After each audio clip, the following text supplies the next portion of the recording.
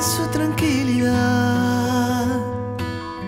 la nostalgia del encuentro, del abrazo y la amistad.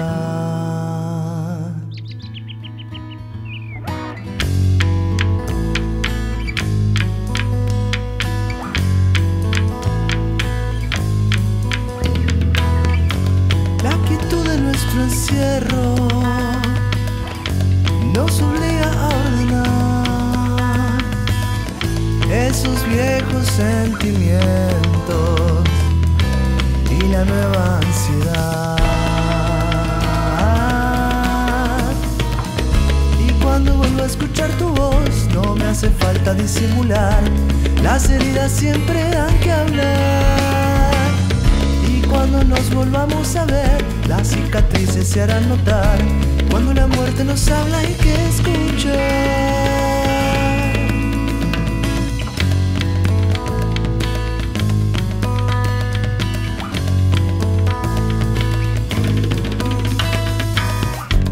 Ya pasaron los anuncios, la promesa que va atrás, las certezas no me alcanzan, no me ayudan a soñar.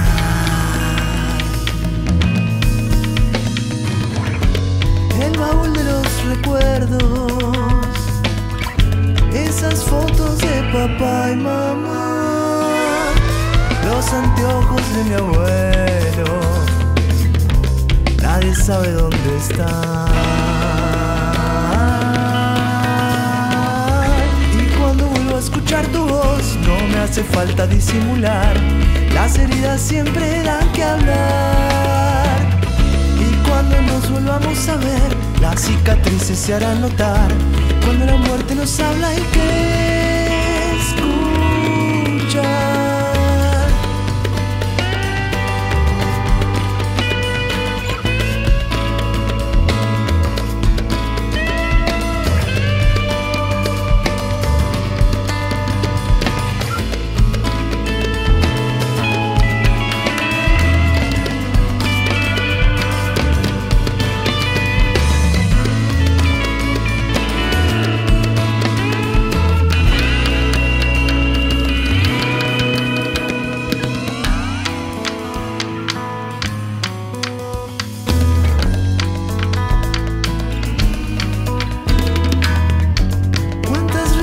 Hacen falta, cuántos días por andar, me hacen falta mis amigos y también su libertad.